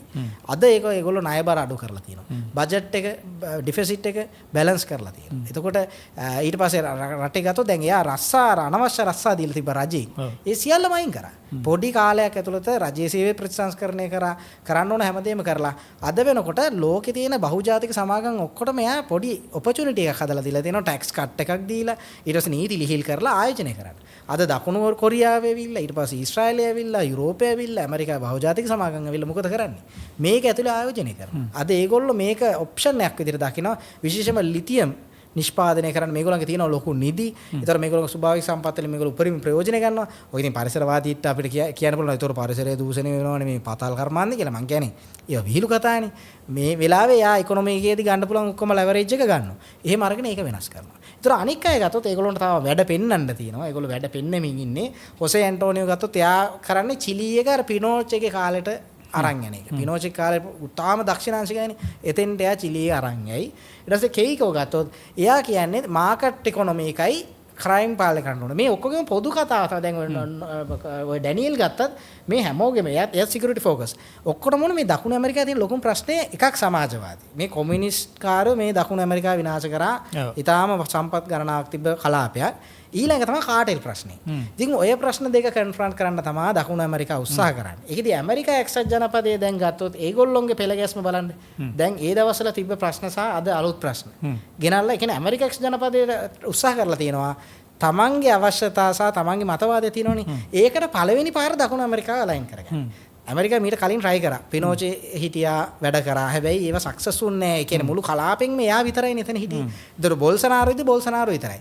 හැබැයි ඇමරිකාවට පුළුවන් වෙලා තියෙනවා ස්වර්ණමය අවස්ථාවක්. මුළු දකුණු ඇමරිකාව මේ පාත් එකට අරන් ඉන්න. ඒකට හේතුව තමයි ඔය දකුණු ඇමරිකාව තුන්වෙනි ලෝකේ තියෙනවා වෙන්න පුළුවන්. හැබැයි සංස්කෘතිකම වශයෙන් දකුණු ඇමරිකාව කියන්නේ පළවෙනි ලෝකේ සංස්කෘතියක් එක්ක ඉන්න රට. ඒ කියන්නේ යුරෝපීය සංස්කෘතියක් තියෙනවා. ඒතර යුරෝපීය භාෂාවක් තමයි ඒගොල්ලන්ගේ පොදු භාෂාව. ඒතර මේ හැම දෙයක් එක්කම ඒගොල්ලෝ තර්ඩ් වර්ල්ඩ් එකට එන්න එකම හේතුව තමයි මේ සමාජවාදී දේශපාලන ක්‍රමවේදය. මේ කොමියුනිස්ට් එකෙන් තමයි ඒගොල්ලෝන්ව තර්ඩ් වර්ල්ඩ් එකේ හිර කරලා තිබේ. ඒ නිසා ගෝලීය දකුණ මේගොල්ලෝ පාවිච්චි කරා. දැන් අපිට කතා තියෙන ගෝලීය දකුණ නැගිටිනවා බ්‍රික්ස් එනවා බටහිර ඉවරයි කියලා. ඒකෙදි තිබ්බ ලොකුම තර්කය තමයි දකුණු ඇමරිකාවත් එක්ක තමයි ඒගොල්ලෝ කැල්කියුලේෂන් එක හදලා තිබ්බේ. අද ගෝලීය දකුණ දෙකට කැඩිලා. ගෝලීය දකුණු ඇමරිකා කියන කෑල්ල එහෙමම පදාසයක් පිටින් ඇමරිකා එක්සත් ජනපදයේ හිතවාදී කලාපයක් බවට පත් වෙලා. ඉතින් ඕක ඇත්තරම ජියෝපොලිටික්ස් වල මේ වෙනකොට මම දකින්නේ ඒ කියන්නේ මැද පෙරදිගට එහා ලොකුම පෙරලිය වෙන්නේ ඇත්තරම දකුණු ඇමරිකාව ඇතුලේ. ඔව් මේ තියෙන එන්ඩ් ගෝල් එක මේක වෙන්න සෑහෙන අමාරුයි. මේක වුණොත් නම් මං හිතන්නේ මේක සියවසේ සිදුවීම වෙනවා. බ්‍රසීලයේ ඉලෙක්ෂන් එක බොල්සනාරෝගේ පුතා දිනුවොත් ලූලා ද සිල්වා පරද්දලා. එහෙම වුණොත් ඒ කියන්නේ ලොකු පදාසයක් දකුණු ඇමරිකාවේ. ඊට පස්සේ මෙක්සිකෝ ගත්තොත් එතනත් දේශපාලනයට සක්වුණොත් එතන ලොකු ඇඩ්වාන්ටේජ් එකක් වෙන එකක්. සංක්‍රමණ ප්‍රශ්නවලදී ඇමරිකාවට තියෙන ප්‍රශ්න වලින් 95% විතර මෙතරම විසඳෙනවා. මොකද ආය බෝඩර් එකට එනකන් ওই ප්‍රශ්න තියන්නේ. ඒ කියන්නේ ට්‍රම්ප්ගේ ටාගට් එක ඒක තමයි. ඊට පස්සේ ඇමරිකාවට අවශ්‍ය ප්‍රොඩක්ෂන් ලයින්ස් මේක ඉස්ටැබ්ලිෂ් කරලා වර්ල්ඩ් වෝ ඉවෙන්ට් එකක් ආවොත් ඇමරිකාවේ සියලුම අර නිෂ්පාදන ඊට පස්සේ ඇමරිකාවට අවශ්‍ය සම්පත් සප්ලයි චේන් එක චීනයේ ඉඳලා කෙලින්ම ගලවලා මෙහි ඉස්ටැබ්ලිෂ් කරන්න පුළුවන්. දැනට මේගොල්ලෝ කරලා තියෙන්නේ. ඒක තවදුරටත් චීනෙන් ලොකු ආර්ථිකයක් ගැලවෙනවා. විශාල ආර්ථිකයක්. දැනට මේ කියන්නේ චීන දැන් අපි කම්පෙයාර් කරලා බැලුවොත් මීට අවුරුදු 15කට කලින් චීනෙන් ගත්ත ප්‍රමාණය ඇමරිකාව දැන් කොහොමද ගන්නෙ?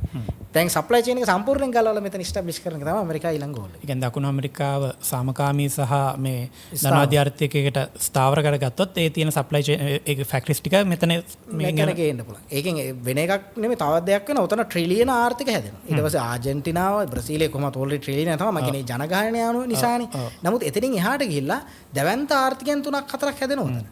ඒක නව ආර්ථික බලවතුන් ටිකක් හැදෙන්න පුළුවන්. පැහැදිලි බලවතුන් ටිකක්. ඒ කියන්නේ යුරෝපා සංගමයේ වගේ එකක් එතන හැදෙනවා. ඒ කියන්නේ මේ කලාපයෙන් තව අපෝ මේ අනිත් පැත්තට මාරු වෙනවා. අනිත් පැත්තට මාරු වෙනවා. හරි. ශාලිත ඒත් එක්කම මේ තව සිදුවීමක් ආවර්තලා තිබ්බා මේ ඇෆ්ගනිස්තානේ. ඇෆ්ගන් අපි දැක්කා මේ දැන් මේ කියන්නේ මුස්ලිම් ජනතාවගේ නිදහස වෙනුවෙන් අපේ ලංකාවේ කවුද සමීර කියලා කෙනෙක් මේ කොහෙද පලස්තීනයට ගිහිල්ලා බෝට්ටුවෙන් ගිහිල්ලා සෑහෙන මේ මහන්සිලා තිබ්බා. ඉතින් ඒගොල්ලන්ට පේන්නේ නැති නිවුස් එකක් තියෙනවා මේ ෆ්‍රාන්ස් 24 වාර්තා කරලා. මොකක්ද වෙලා තියෙන්නේ? ඔය ඒ කියන්නේ මෙහෙමනේ සමීර නම් නිවුස් පේන්නේ මම හිතන්නේ එක රටක නිවුස් එකක් විතරයි යාට පේන්නේ ගොඩක්. එයා අර වචනෙකුත් පාවිච්චි කරනවානේ අර්ධමානව වගේ වචන එහෙම පාවිච්චි කරලා මිනිස්සුන්ට කතා කරනවා බරපතල චරිතය. ඉතින් යාට පේන්නේ නැති දේ තමයි දැන් අච්චර දුර පලස්තීනයක් පේනවා. හැබැයි මිලියන 2.4ක් කාන්තාව ලක්ෂ 24කට අධ්‍යාපනය සම්පූර්ණයෙන්ම ඇෆ්ගනිස්තානයේ තලිබාන් පාලනේ ඉතාලම කෙටි කාලයක ඇතුළත ලිමිටේෂන් කරලා. ඊශ්‍රායලෙන්ද කරලා තියෙන්නේ. ඊශ්‍රායලෙන් කරේ කියලා මාත් හිතාගෙන හිටියේ බලනකොට උද්ඝෝෂණයක් තිබ්බේ නෑනේ. පස්සේ බලනකොට ඇෆ්ගනිස්තානයේ තලිබාන්ස්ලා කරලා තියෙන්නේ. ඒව ප්‍රශ්න නෙමෙයිනේ. දැන් මෙතන තියෙන ප්‍රශ්නේ බලන්න. ඒ කියන්නේ කාන්තාවන්ට ඉගෙන ගන්න බෑ. බෑ. ඒ කියන්නේ පලස්තීනේ පුළුවන්. පලස්තීනේ දරුවන්ගේ අධ්‍යාපනය සීමා වෙලා නැහැ. අද වෙස්ට් බැංක් එකේ එහෙම නැත්නම් අපි ජුදේශ මාර්යා කියලා කියන්නේ. අද ඒ කියන්නේ නිවැරදි නම ජුදේශ මාර්යා. ඒකේ ළමයින්ට ඉස්කෝලේ යන්න පුළුවන්. ගාසාවල ඔච්චර යුද්ධ තියදී ඉගෙන ගන්න පුළුවන් ප්‍රශ්නයක් නැහැ. කවුරුත් ඒගොල්ලෝ පාලනය කරන්නේ නැහැ. හමාස් එක කරුත් විතරයි. මෙතන යුද්ධයකුත් නැහැ. ඇෆ්ගනිස්තානට හරියම ලක්ෂ 24කට ඉස්කෝලේ යන්න බෑ. මෙතන තියෙන බරපතලම දේ 2000 ඉඳලා 2020 මේගොල්ලෝ 21 වගේ මේගොල්ලෝ මේක චේන්ජ් වෙන්නේ. මේක තලිබාන් එක නැගිටින්නේ. ඔය අවුරුදු 20ක කාලය ඇතුළත ලොකු එඩියුකේෂන් මේකක් එනවා. ප්‍රයිස් එකක්. කාන්තාව වේගෙන් ශ්‍රම බලකායට එනවා. අධ්‍යාපනයට එනවා. ඩිග්‍රීස් ගහනවා. ස්පෝර්ට්ස් වලට එනවා. ඒ හැම දෙයක්ම. ඒ කියන්නේ ඇමරිකාස් ජනපදයේ යටතේ තීදී එහෙම තමයි ඒගොල්ලෝ මේ ප්‍රෝග්‍රස් එක ගත්තේ. සියලු විශ්වවිද්‍යාල. ක්‍රිකට් ටීම් එකේමත් කාන්තාව නතර කරා. කාන්තාව සම්පූර්ණ ක්‍රිකට් ක්‍රීඩාව නතර කරා. උන්ට වොලිබෝල් තිබ්බා. හැම ස්පෝර්ට් එකක්ම තිබ්බා. සෑහෙන පොටෙන්ෂල් එකක් තිබ්බා. ඒ වගේම අධ්‍යාපනය ගතුන ඒගොල්ලෝ සෑහෙන ගත්ත. ඒ කියන්නේ 6-7 ගුණයකින් එකපාර ශ්‍රම බලකායට ආවා. මම පිරිමි කණ්ඩායමත් ඇෆ්ගනිස්තාන නම ගහුවට ඒගොල්ලෝ ඉන්නේ මේ UAE වල බේස් වෙලා නේ. UAE වල. මොකද එතනත් ප්‍රශ්නේ පිරිමි කණ්ඩායමේ කට්ටියගේ සමහර ප්‍රකාශ අරකට එලයින් වෙච්ච නැති වුණොත් ඒගොල්ලන්ට ලොකු ප්‍රශ්නයකට මුහුණ දෙන්න වෙනවා. ඉතින් ඔය ප්‍රශ්න මෙහෙම වෙලා ලක්ෂ 24කට අධ්‍යාපන සීමා කරලා අද කවුරු කතා කරන්නේ නැහැ. අද ඇෆ්ගනිස්තානයේ මෙහි එම්බසියක් තියෙනවද නැද්ද දන්නේ නැහැ. කොහේ හරි තැනක උද්ඝෝෂණයක් කරන්නේ නැහැ. කිසිම විරෝධයක් නැහැ. ඒ ඉතින් අපි හිතමු දැන් ඇත්තටම යුරෝපා රටවලත් බලන්නකෝ. දැන් මේවට සම්බන්ධ වෙච්ච මිනිස්සු ඉන්නවා කිසිම උද්ඝෝෂණයක් නැහැ. දැන් මම නම් ඇත්තටම හිතුවෙත් දැන් අර බෝට්ටුවෙන් ගාස වලටම යන්න try කරපු හින්දා අඩුම ගානේ කාබුල් මේ ළඟනේ තියෙන්නේ.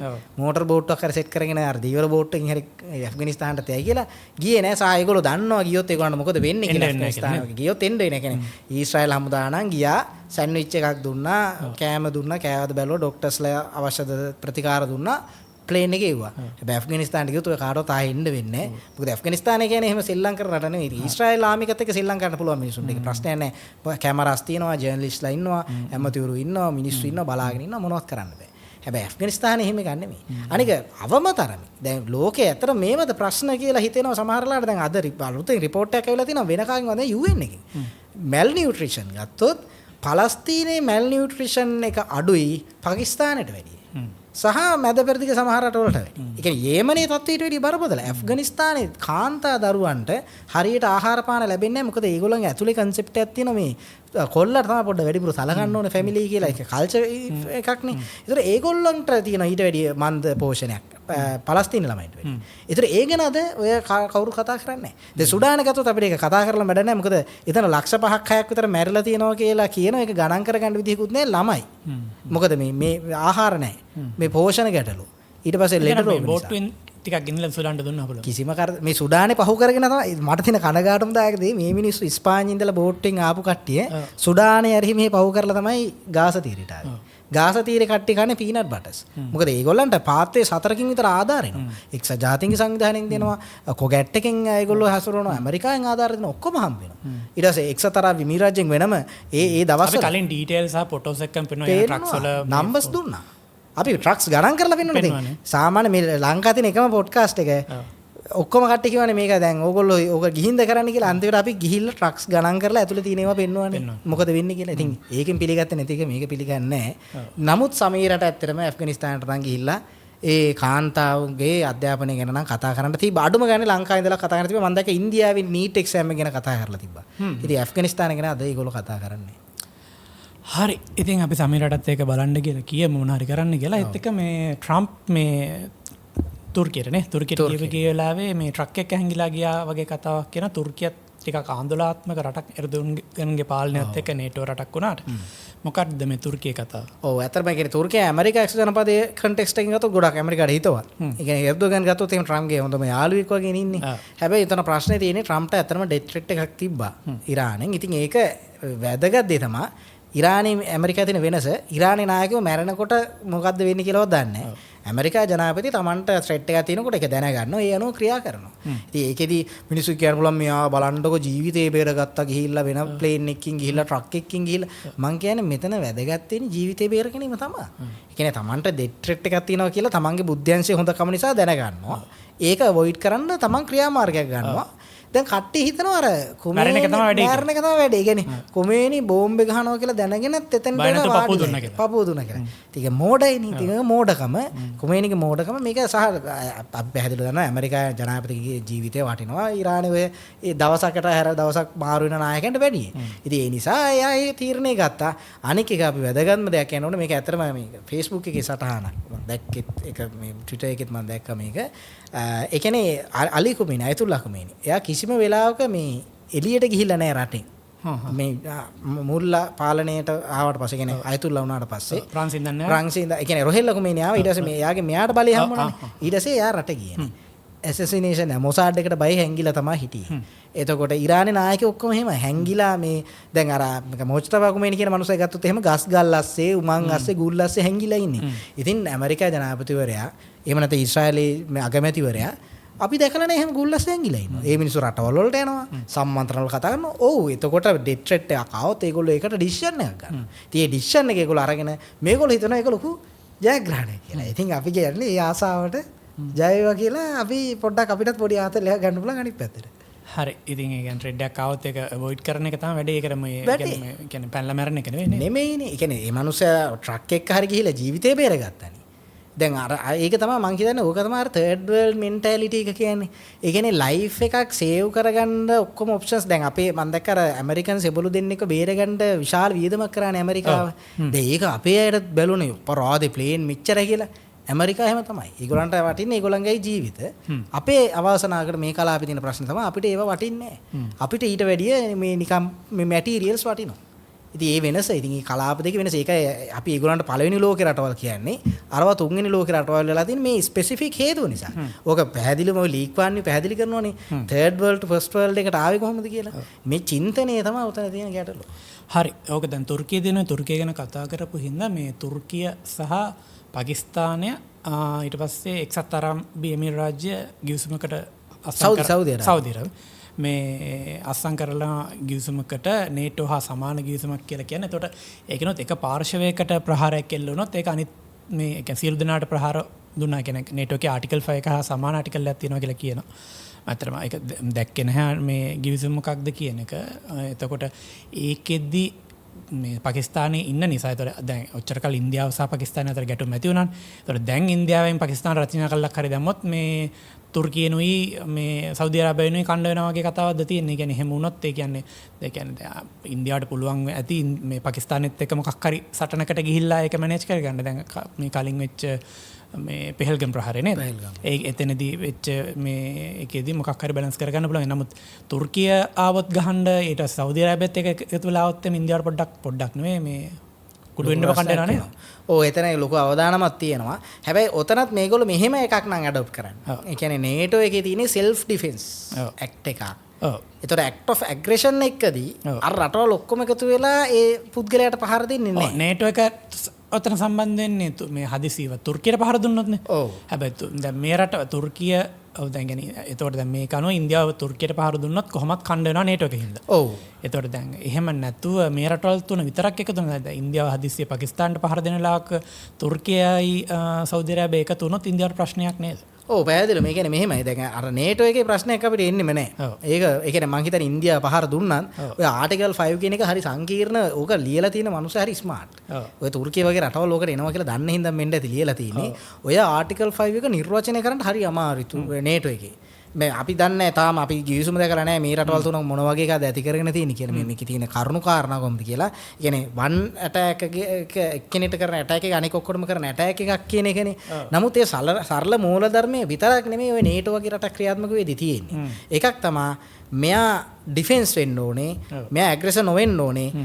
තව එකක් තියෙනවා මෙයාට ඇටැක් කරත් අපි හිතමු තුර්කිය ඉන්දියාවට ගහන්න නැතුව ඉන්දියා ඇටැක් කරත් ඉරානය ඉන්දියා ප්‍රොවෝක් මේ කියන්නේ තුර්කිය ඉන්දියා ප්‍රොවෝක් කරලා තියෙනවා. ඒතර ප්‍රොවෝක් ඇටැක් එකකදී එතකොටත් නේටෝ එකට පුළුවන් නෑ ආටිකල් 5 බල ගන්නන්නේ නෑ. මොකද තුර්කිය ප්‍රොවෝක් කරා ඉන්දියා මේ ඇටැක් එක කරන්න. ඒ නිසා ඉන්දියාව ඇග්‍රෙසර් නෙමෙයි කියලා නිර්වචනය කරන්න පුළුවන්. නිර්වචනය කරලා තුර්කිය කොහොමද අයින් කරලා දානවා. මොකද ඒකට අපිට පැහැදිලි මොකද එකක් ප්‍රංශය සහ ඉන්දියාවක තියෙන සම්බන්ධතාවය. සහ ඉන්දියාව යුරෝපෙට ඇත්තටම තුර්කියට වැඩිය මතවාදී මේ වශයෙන්ුත් දැන් ආසන්නයි. ඉතින් ඒක එක පැත්තකින් මෙතන එක්කෙනෙක්ට ගහන ඇටැක් එකේ මේ රටවල් තුනටම එකක් කියලා මේගොල්ලෝ හදලා තියෙනවා නම් ඒ කියන්නේ පාකිස්තානය ඉන්දියාවට ඉස්සල්ලා ගැහුවත් අපි මැදිහත් වෙනවා කියලා නම් මේක හැදෙන්නේ. එහෙනම් ඉන්දියාවට සෑහෙන අමාරුයි. මොකද සෞදිය, තුර්කිය, පාකිස්තානය කියන තුනම එකතු වුණාම ඒක ඉන්දියාවට ටිකක් අමාරු ප්‍රශ්නයක්. සෞදිය කලින් එකක් අත්සන් කරන්නේද මේ පාකිස්තානයේ තියෙන නියුක්ලියර් වෙපන්ස් ඒගොල්ලන්ට පාවිච්චි කරන්න පුළුවන් විදියට. පාවිච්චි කරන්න. කියන්නේ සෞදියට එන ත්‍රෙට් එකකදී සෞදියේ තියෙන නියුක්ලියර් ඩෙටරන්ස් තමයි පාකිස්තානයේ නියුක්ලියර් ඩෙටරන්ස් එක. ඒ දෙකම එකයි.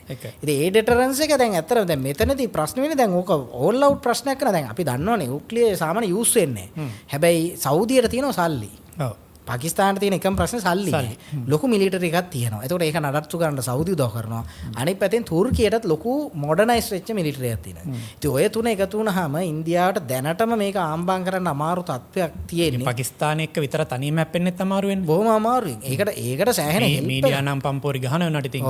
නමුත් හරි අමාරු. ඒ කියන්නේ ඉන්දියන් මීඩියා කියනවා. ඇත්ත ඔය මේ සින්දූර් මෙහෙයුමේදී ඉන්දියාව සාර්ථකව ප්‍රතිචාර දැක්වුවා පාකිස්තානට. මම නෑ කියන්නේ. පාකිස්තාන ඇතුලේ ඒක ටෙරරිස්ට් ෂෙල්ස් වලට ඒගොල්ලෝ ගැහුවා. හැබැයි ඒක මේ හිතන තරම් පහසු වැඩක් වුණේ නෑනේ. ඉතින් මේවා එකතු වුණොත් එහෙම ප්‍රශ්නේ බරපතලයි. අනිත් පැත්තෙන් තව ප්‍රශ්නයක්. බංගලාදේශේ දැන් පාකිස්තානෙත් එක්ක ඉස්සර තරහ වුණාට දැන් නියුම් සහෝදරයෝ වගේ. ඒතර මෙතන මේ ෆ්‍රන්ට් එකක් හැදෙන්නේ. දැන් හිතන්න යම් මේකෙන් බංගලාදේශෙත් මේකට ඇතුල් වුණොත් ඇතුල් වෙනවා කොහොමද ඕක හැදෙන්නේ එහෙම තමයි. දැනට කටාර් කියලා තියෙනවා ඒගොල්ලෝ කැමති කියලා මේකට එකතු වෙන්න. ඒතකොට මේ ඇලයන්ස් එක මෙයා කියනවා මෙකා ඇලයන්ස් එක කියලා. ඒතර මෙකා ඇලයන්ස් එක හැදුනට පස්සේ එතනින් එහාට ඉන්දියාවට සෑහෙන අමාරුයි. හැබැයි ඒකදී ඉන්දියාවට ස්ට්‍රැටජිකලි කරන්න පුළුවන් හොඳම දේ තමයි තමන්ගේ ඇලයන්ස් එක නිර්මාණය කර ගැනීම මේක පත්තු වෙන්න කලින්. මොකද පාකිස්තානේ අනිවාර්යෙන් ඉන්දියාවේ සතුරා විදිහට ඒගොල්ලෝ ඇක්ෂන් එක ගන්නවා. ඒක ඉන්දියාවට අනිවාර්යෙන් එනවා. ඔය ලයින්ස් එක ඉන්දියාවට එනවා. දැන් මොකද පාකිස්තාන එක්කෙනා කියලා තියෙනවා ආරක්ෂක ඇමතිවරයා අසීර් මුනි. ඔව් අසීර් මුනි හමුදාපතිතුමා. එයාත් කියලා තියෙනවා මේගොල්ලෝ ආරක්ෂක ඇමති කෙනෙක් ඉන්නවා. තව එක්කෙනෙක් කවජා.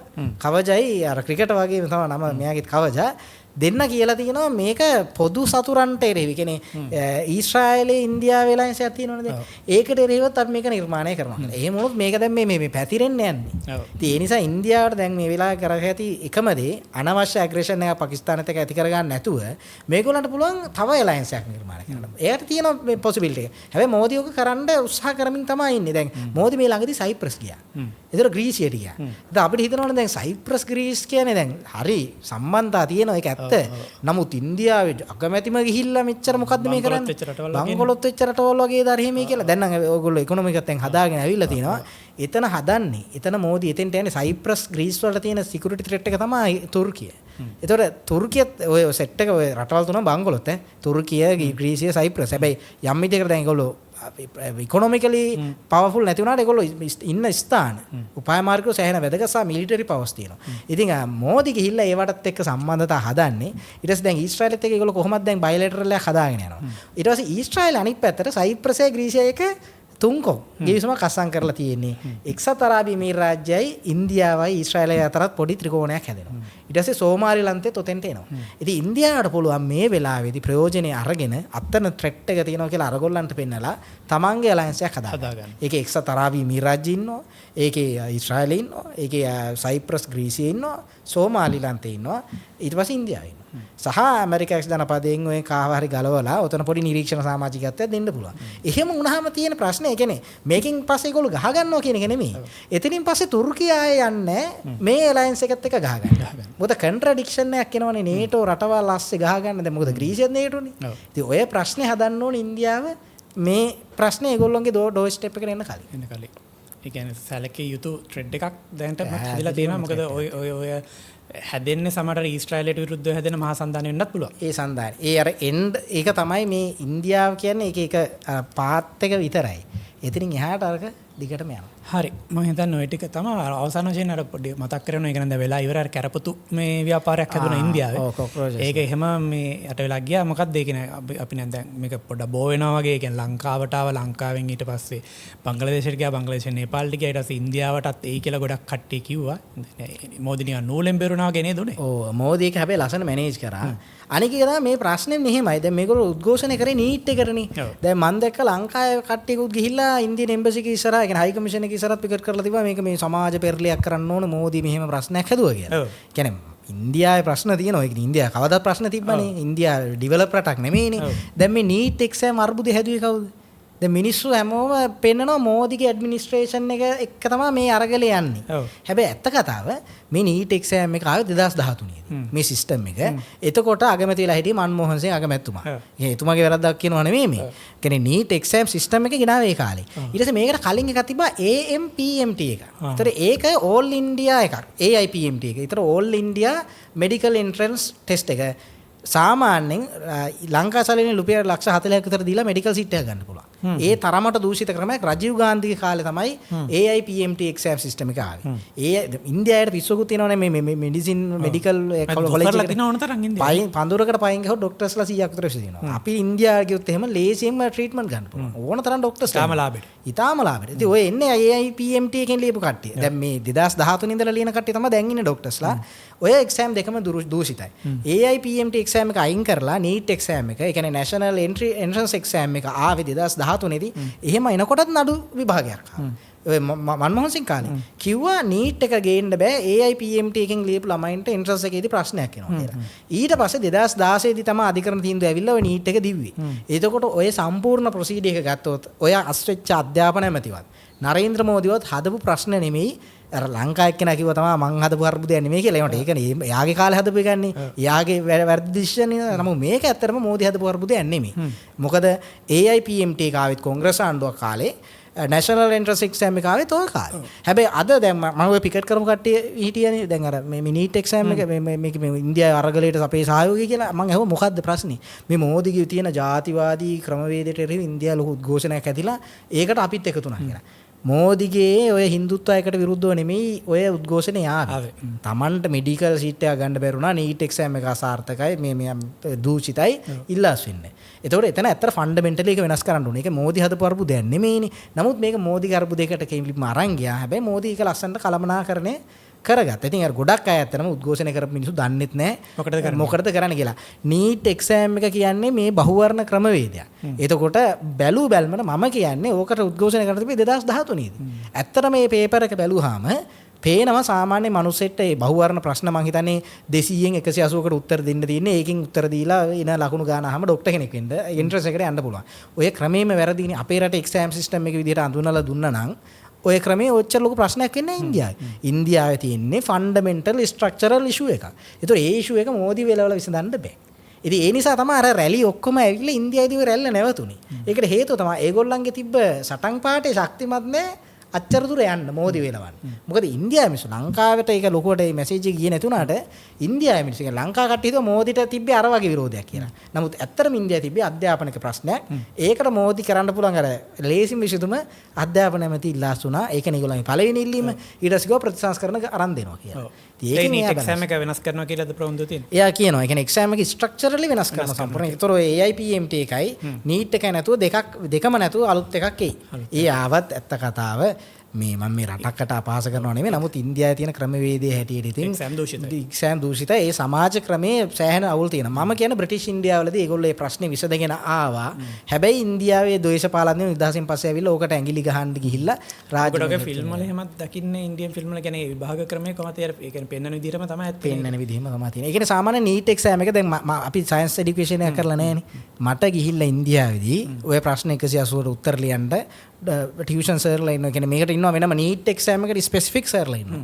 ඒකකින් මටත් පුළුවන් ඔය හොඳ තැනකින් ඔය වගේ පේපර් ස්ට්‍රක්චර් එකක් අරගෙන එක්සෑම් එක ලියලා මෙඩිකල් සීට් එක ගන්න ලංකාවේ සල්ලිනේ ලක්ෂ 40ක් විතර දැන් වියදම් කරත් ගන්න පුළුවන්. ඒක ගන්න පුළුවන් කාටද එහෙම තියෙනවා අපිට කතා කරන්න එපා. ඒකට වෙන ක්‍රමවේද තියෙනවා. ඒක ඇත්තට හොඳ දේවල් නෙමෙයි.